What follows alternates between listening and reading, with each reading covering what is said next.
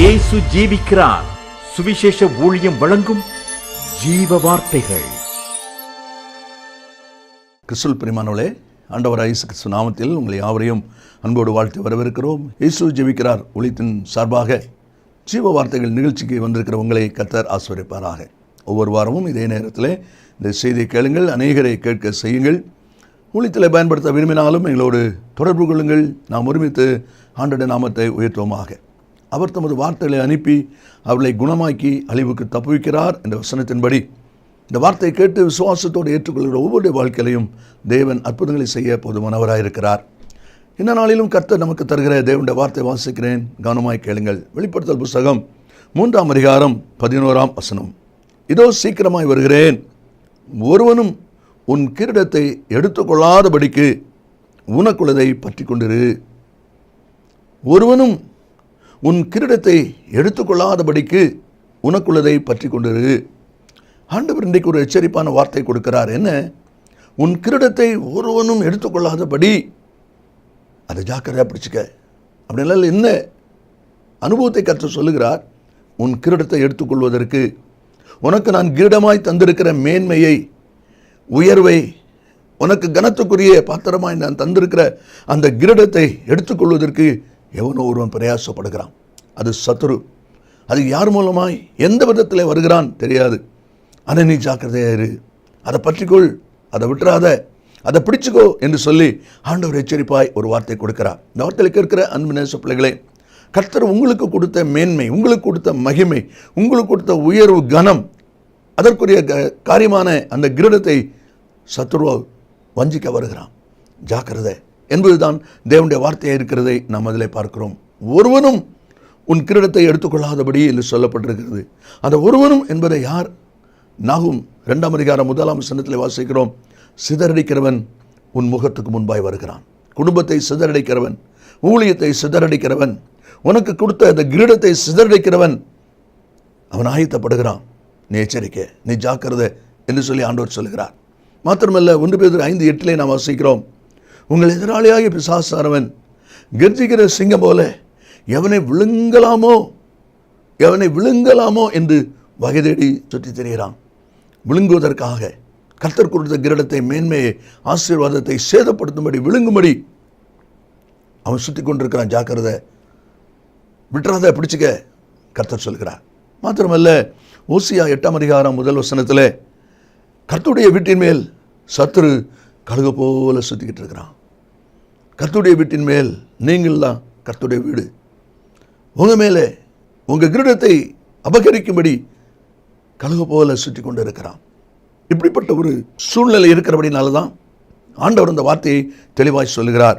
ஒருவனும் உன் கிரீடத்தை எடுத்துக்கொள்ளாதபடி அதை பற்றி கொண்டு என்று சொல்லி தேவனுடைய வார்த்தை சொல்வதை பார்க்கிறோம். வேகமாக சில அனுபவங்களை நாம் வாசித்து ஜெபிக்க போகிறோம். ஆண்டவர் நமக்கு தந்திருக்கிற கிரீடம் என்பது என்ன? எதை குறித்து தேவனுடைய வார்த்தை சொல்கிறது? ஆண்டவர் இந்த காலவெளியில் நமக்கு சொல்லிக் கொண்டிருக்கிறார். முதலாவது, நீதிமொழிகள் 12ஆம் அதிகாரம் 4ஆம் வசனத்தை நாம் வாசிக்கும் போது, குணசாலியான ஸ்திரீ தன் புருஷனுக்கு கிரீடமாக இருக்கிறாள். குணசாலியான ஸ்திரீ என்று சொல்லப்பட்டிருக்கிறது. ஒருவேளை மனைவி என்பது உண்மை என்றாலும் தேவன் இணைத்தது, தேவனோடு சேர்த்திருக்கிற காரியம். அதை குறித்து முதலாவது நீ ஜாக்கிரதையாயிரு என்று சொல்லி ஆண்டவருடைய வார்த்தை சொல்வதை நாம் அங்கே பார்க்கிறோம்.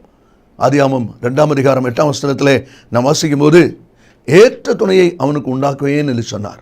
அப்படியானால் குணசாலியான அந்த ஸ்திரீயை குறித்து அவளை அவனுக்கு கிரீடமாக வச்சிருக்கிறதுனால நீ எச்சரிக்கையாயிரு, ஜாக்கிரதையாயிரு என்று சொல்லுகிறார் என்றால், ஏற்ற துணை என்று சொல்லி தேவனுடைய வார்த்தை சொல்வதை நாம் அதில் பார்க்கிறோம்.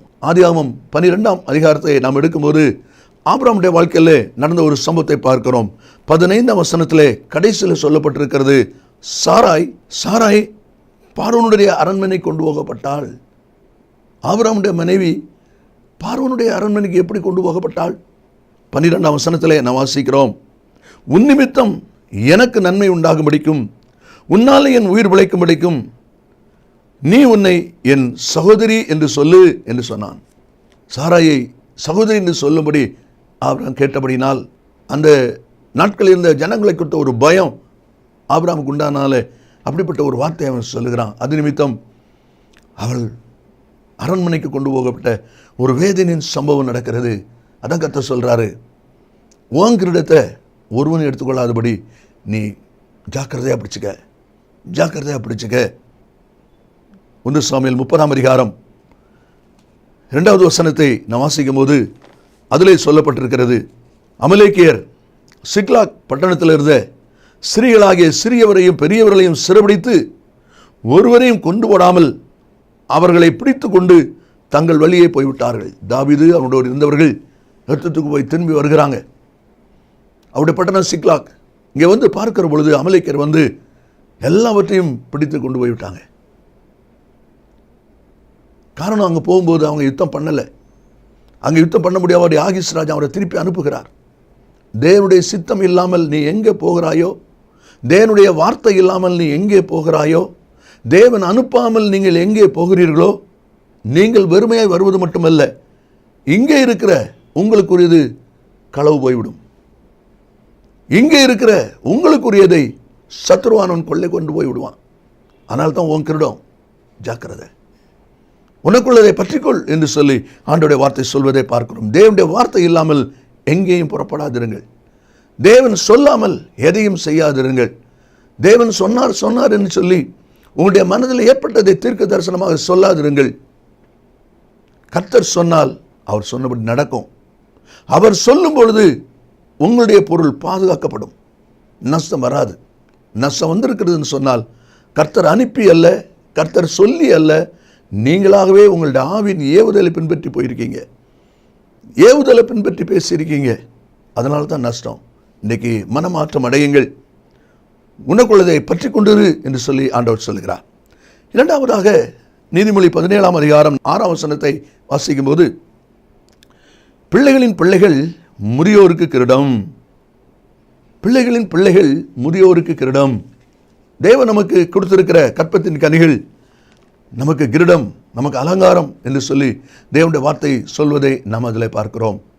2 ராஜாக்கள் 4ஆம் அதிகாரம் 1 வசனத்திலே வாசிக்கும் போது, எலிசா தீர்க்கதரிசி மனைவி வந்து பேசுகிறாள். உம்முடைய அடியான் மரித்து போனான், கடன் வைத்து போனான். அந்த கடனுக்காக இப்போ கடன் கொடுத்தவன் வந்து என்னுடைய 2 பிள்ளைகளையும் தனக்கு அடிமைகளாக்கி கொள்ள வந்தான். கடன் கொடுத்தவன் கடத்துக்காக பொருள் கேட்பான், வீட்டு பத்திரத்தை கொடுன்னு கேட்பான், நிலம் இருக்குது பத்திரத்தை கொடுன்னு சொல்லி கேட்பான். ஆனால் இங்கே என்ன கேட்குறான், உன் பிள்ளைகளை கொடு. அப்படியானால் உன் பிள்ளைகள் மேலே சத்துருக்க கண் வைக்கிறான். இந்த வார்த்தையில் கேட்கிற அன்பு நேச பிள்ளைகளே, பிள்ளைகளை கர்த்தர் உங்களுக்கு கிரீடமாய் கொடுத்திருக்கிறார், மேன்மையாய் கொடுத்திருக்கிறார். ஆனால் சத்துருவானவன் அந்த பிள்ளைகளை நஷ்டப்படுத்தும்படி, சேதப்படுத்தும்படி அவன் காரியத்தை செய்து கொண்டிருக்கிறான். திக்கற்றவளாய் போகும் உன் பிள்ளைகளை என்னிடத்தில் ஒப்புவி என்று ஆண்டவர் சொல்லியிருக்கிறார். திக்கற்று போகிறதான உன்னுடைய பிள்ளைகளை என்னிடத்தில் ஒப்புவி. நீ ஆண்டுடைய கருத்திலே நீங்கள் ஒப்புவிக்கும் போது கர்த்தர் அந்த பிள்ளைகளை சீர்படுத்தி ஸ்திரப்படுத்தி ஆசீர்வதிக்கிற தேவனாயிருக்கிறார். ஆதியாகமம் 26ஆம் அதிகாரத்தை நான் வாசிக்கும் போது 13வது வசனத்திலே, ஈசாக்கு வர வர விருத்தி அடைந்து மகா பெரியவனானான். அப்படியானால் செல்வாக்கிலையும் ஆஸ்தி அந்தஸ்திலையும் குமாரத்தி ஜனத்திலேயும் அவன் பெருகுகிறான். இதை பார்த்த பெலிஸ்தர் அவன் மேலே மிகவும் வேதனைக்குரிய நபராய் மாறுகிறார்கள். ஆஸ்தி பெருகும்போது, பிள்ளையுடைய செல்வாக்கு காரியங்கள் பெருகும்போது பொறாமைக்காரர்கள், நம்மை சுற்றி இருக்கிற அநேகர் நமக்கு விரோதமாய், பிள்ளைகளுக்கு விரோதமாய் எழும்புகிறார்கள். அதனாலே உன் பிள்ளைகளை குறித்து நீ ஜாக்கிரதையாயிரு, உனக்கு தந்த கிரீடத்தை காப்பாற்றுவதிலே நீ கவனமாயிரு என்று சொல்லி ஆண்டவருடைய வார்த்தை சொல்வதை பார்க்கிறோம். ஏசாயா 54ஆம் அதிகாரம் 13ஆம் வசனத்தை வாசிக்கும் போது, உன் பிள்ளைகள் கர்த்தரால் போதிக்கப்பட்டிருப்பார்கள். அதுதான் பெரிய ஒரு ஆசீர்வாதம். உன் பிள்ளைகள் கர்த்தரால் போதிக்கப்பட்டிருப்பார்கள். அது தேவன் கொடுத்த ஒரு பெரிய ஆசீர்வாதம். மாத்திரமல்ல, 3 யோவான் 4ஆம் வசனத்தை நாம் வாசிக்கும் போது, என் பிள்ளைகள் சத்தியத்தில் நடக்கிறார்கள் என்று நான் கேள்விப்படுகிற சந்தோஷத்தை காட்டில் வேறு சந்தோஷம் எனக்கு இல்லை. எத்தனை ஆசீர்வாதமான ஒரு அனுபவம். இப்படிப்பட்ட காரியத்தை நஷ்டப்படுத்த சத்துரு ஆயத்தப்படுகிறான். கவனம், அதைத்தான் ஆண்டவர் சொல்லுகிறார். பிள்ளைகளை உனக்கு நான் கிரீடமாய் தந்திருக்கிறேன், கற்பத்தின் கனிகளை கிரீடமாய் நான் தந்திருக்கிறேன், சத்துரு கொள்ளை கொண்டு போகாதபடி ஜாக்கிரதையை பார்த்துக்கொள் என்று சொல்லி ஆண்டவருடைய வார்த்தை சொல்வதை பார்க்கிறோம். 3ஆவதாக ஏசாயா 62ஆம் அதிகாரம் 3ஆம் வசனத்திலே, நீ கர்த்தருடைய கையில் அலங்காரமான கிரீடமும் உன் தேவனுடைய கரத்தில் ராஜமுடியுமாயிருப்பாய். நீ கர்த்தருடைய கையில் அலங்காரமான மொழி. இது இஸ்ரவேல் ஜனங்களை குறித்து சொல்லப்படுகிற ஒரு வார்த்தை, அல்லது விசுவாச பிள்ளைகளை குறித்து, தேவனுடைய ஜனங்களை குறித்து சொல்லப்படுகிற ஒரு வார்த்தை. என்ன சொல்லப்பட்டிருக்கிறது? நீ கர்த்தருடைய கையில் அலங்காரமான கிரீடம். அப்ப கர்த்தர் உனக்கென்று ஒரு மென்மை வைத்திருக்கிறார், உனக்கென்று ஒரு உயர்வை வைத்திருக்கிறார், உனக்கு ஒரு கனத்துக்குரிய பாத்திரமாய் உன்னை வைத்திருக்கிறார். நீ அதை நஷ்டப்படுத்தி விடாதே, நீ அதை சேதப்படுத்தி விடாதே. சத்துருவாகிய பிசாசானவன் சேதப்படுத்துவதற்கு இடம் கொடுத்து விடாதே.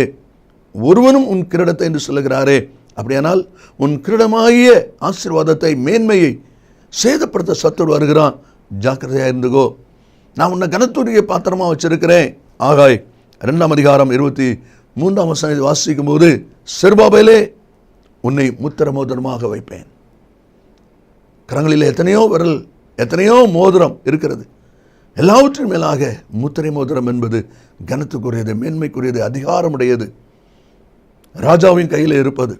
அப்படிப்பட்ட ஒரு கனத்துக்குரிய ஒரு பாத்திரமாக, மென்மைக்குரிய ஒரு கிரீடமாக என்னுடைய கையில் அலங்காரமான ஒரு கிரீடமாய் நான் வைத்திருக்கிறேன் என்று சொல்லி ஆண்டவர் சொல்வதை நாம் அதில் பார்க்கிறோம். அப்போஸ்தலர் 9 அதிகாரம் 15 வசனத்தை நான் வாசிப்போமானால், என் நாமத்தை குறித்து அறிவிப்பதற்கு நான் தெரிந்து கொண்ட பாத்திரமாய் சவுல் இருக்கிறான். சவுல் நான் தெரிந்து கொண்ட பாத்திரமாய் இருக்கிறான் என்று சொல்லி ஆண்டவர் சொல்வதை நாம் அங்கே பார்க்கிறோம். இந்த வார்த்தையில் கேட்கிற அருமையான கர்த்தருடைய பிள்ளைகளை சற்று யோசித்து பாருங்கள். இப்படிப்பட்ட மேன்மையான கிரீடத்தை நஷ்டப்படுத்த சத்துருக்கு இடம் கொடுத்து விடாதீர்கள் என்று ஆண்டவர் எச்சரிப்பாக சொல்கிறார். கடைசியாக லேவியராகமம் 21 அதிகாரம் 12 வசனத்தை நான் வாசிக்கும் போது, தேவனின் அபிஷேக தைலம் என்னும் கிரீடம் அவன் தலைமேல் இருக்கிறதே. அபிஷேக தைலம் என்னும் கிரீடம் அவன் தலைமேல் இருக்கிறதே. தேவனுடைய வார்த்தையை கவனிங்க. அபிஷேக தைலம் என்கிறதான அந்த கிரீடத்தை கர்த்தர் நமக்கு கொடுத்திருக்கிறார். ஏசாயா 61 அதிகாரம் 1 வசனத்தில் ஏன் அந்த அபிஷேக தைலம் என்கிற கிரீடம் தரப்பட்டிருக்கிறது என்பதை அந்த வசனம் முழுவதும் நம்ம வாசிக்கணும். குறிப்பாக சொல்லப்பட்டிருக்கிறது, சிறுமைப்பட்டவர்களுக்கு சுவிசேஷத்தை அறிவிக்க கர்த்தர் என்னை அபிஷேகம் பண்ணினார். சிறுமைப்பட்டவர்களுக்கு சுவிசேஷத்தை அறிவிக்க என்று சொல்லி நாம் பார்க்கிறோம். மாத்திரமல்ல, ஏசாயா 10 அதிகாரம் 27 வசனத்தினாலே அபிஷேகத்தினால் நுகம் முறியும். அபிஷேகத்தினால் அந்த தேவனுடைய கிரீடம் என்று சொல்லப்படுகிற அந்த அபிஷேகத்தின் ஆசீர்வாதம் வரும்பொழுது நுகம், வேதனை, பாரம், துக்கம் அதை முறிக்கக்கூடிய வல்லமை கர்த்தர் அந்த அபிஷேகத்தை கொடுத்திருக்கிறார். அதை தான் நம்மளை வாசிக்கிறோம். ஆகையால் தான் யோவான் தன்னுடைய 1வது நிருபத்தில் 2 அதிகாரம் 27 வசனம் வாசிக்கும் போது, நீங்கள் பெற்ற அபிஷேகம் சகலத்தையும் குறித்து உங்களுக்கு போதிக்கும். அந்த அபிஷேகம் சகலத்தை குறித்து, எது செய்யணும் செய்யக்கூடாது, எப்படி நடக்கணும் நடக்கக்கூடாது, யாரோடு எவ்விதமாய் பழகணும் என்கிற சகலத்தை குறித்தும் அந்த அபிஷேகம் உங்களுக்கு போதிக்கும் என்று சொல்லப்பட்டிருக்கிறது. மாத்திரமல்ல, லேவியராகமம் 8:12 நாம் வாசிக்கும் போது, ஆரோனுக்கு அபிஷேகம் கொடுக்கப்படுகிற நோக்கம் என்ன என்று சொன்னால், ஆரோனை பரிசுத்தப்படுத்தும்படி அபிஷேகம் பண்ணினான். அந்த அபிஷேகம் உங்களை பரிசுத்தப்படுத்தும். இப்படிப்பட்ட மேலான காரியத்தை ஆண்டவர் கிரீடமாக வைத்திருக்கிறார். அந்த கிரீடமாக வைத்த கர்த்தர் இன்றைக்கு சொல்லுகிறார், ஒருவனும் உன் கிரீடத்தை எடுத்துக்கொள்ளாதபடி உனக்குள்ளதை நீ பற்றி கொண்டிரு. அதுதான் தேவனுடைய வார்த்தையில நாம் வாசிக்கிறோம். குணசாலியான ஸ்திரீ புருஷனுக்கு கிரீடமாக இருக்கிறாள். பிள்ளைகளின் பிள்ளைகள் முறியோருக்கு கிரீடம் என்று சொல்லி நாம் பார்க்கிறோம். நீ கர்த்தருடைய கையில் அலங்காரமான கிரீடம் என்று சொல்லி கர்த்தர் சொல்கிறார். மாத்திரமல்ல, கடைசியில் வாசிக்கிறோம், தேவனின் அபிஷேக தைலம் என்கிற கிரீடம் அவன் மேல் இருக்கிறதே. இந்த கிரீடத்தை சத்துரு கொள்ளை கொண்டு போகாதபடி அதை காப்பதில் ஜாக்கிரதையாக இருங்கள். ஆண்டவர் அதை தான் இந்த நாளிலும் எச்சரிப்பான வார்த்தையை நமக்கு கொடுக்கிறார். இயேசு சீக்கிரம் வரப்போகிறார். நான் ஜெபிப்போம். நல்ல பிதாவையும் நன்றியோடு துதிக்கிறோம்.